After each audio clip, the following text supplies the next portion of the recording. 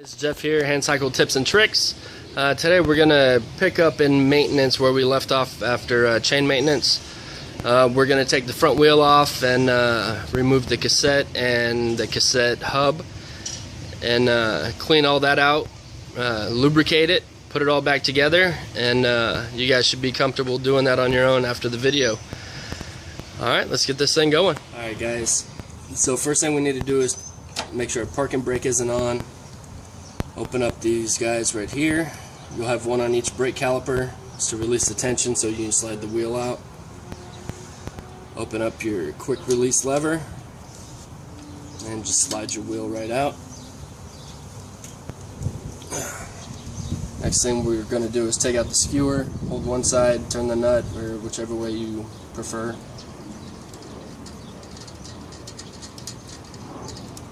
Alright, take off the nut. Do not lose that cone-shaped spring. You're going to need that. Slide the rest of it out. Try not to lose anything.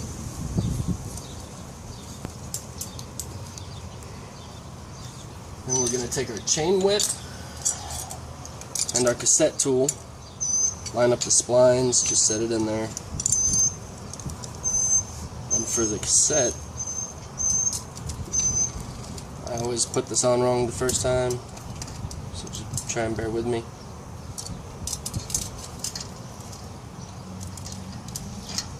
Alright, so it's all locked down. Take your adjustable wrench. Sorry guys, I'm not left-handed. And break it loose. It shouldn't take too much force to get it off. And you're done with your chain whip. I'm going to spin the cap off, and your cassette slides right off. Some of you may have a multiple piece cassette where you have gears and spacers between each individual gear and everything. Just try and remember how everything comes off in the order that it is, because it needs to go on the same way. If you have a SRAM, this is all you got to contend with.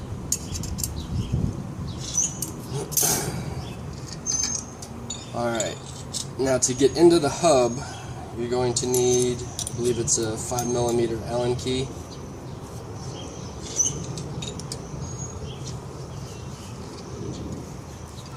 And I left my pliers in the garage, so we're going to try and do it with this.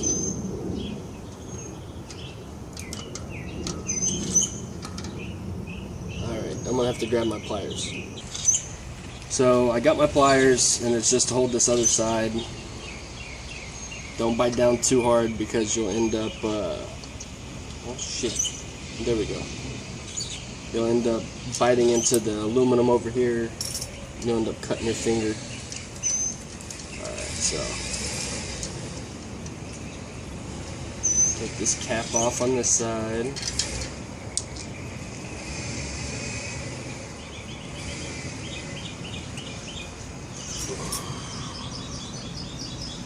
Hold this piece here, and again with your Allen key. It's the opposite direction.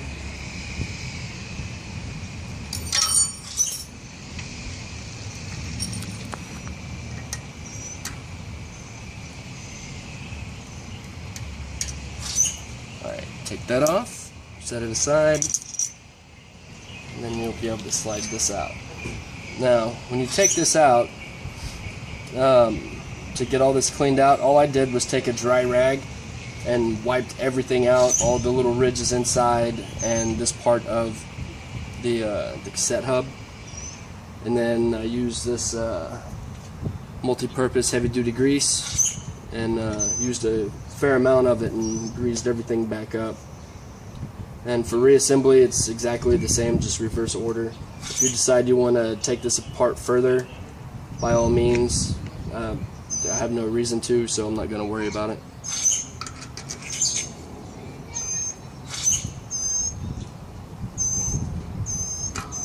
Alright, and you'll feel it pop back into place. Put your nut back on.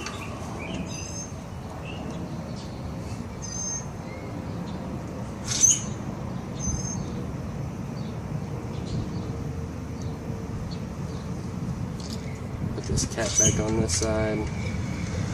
If you have two Allen keys that are the same size, you don't have to take this side off. Just put your Allen key in the other side also.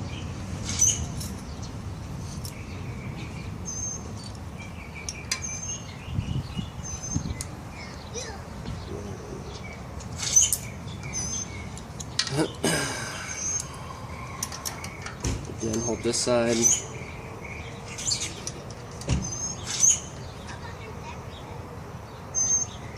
Alright, that's all locked back down.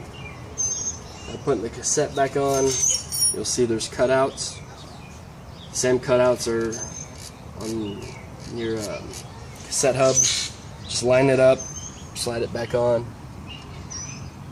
There's a small one.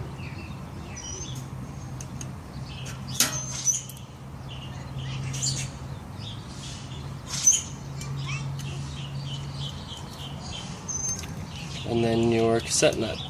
Now this nut specifies on there 40 Newton meters. If you have a torque wrench that actually measures Newton meters or feel like doing the conversion, by all means. All I really do is get it finger tight and then about 10 to 15 clicks. And it's good to go. Put your skewer back through and remount your wheel. Hey guys, now that the front wheel's back on, make sure you go back through and close these guys on your calipers so that your brakes will actually work when you need them to. And set your parking brake so your bike don't go rolling away. Alright guys, that's pretty much it for this one. Next time we'll be putting the chain back on and adjusting the derailleur. So stay tuned for that. And as you see, I still haven't put my crank arm back on.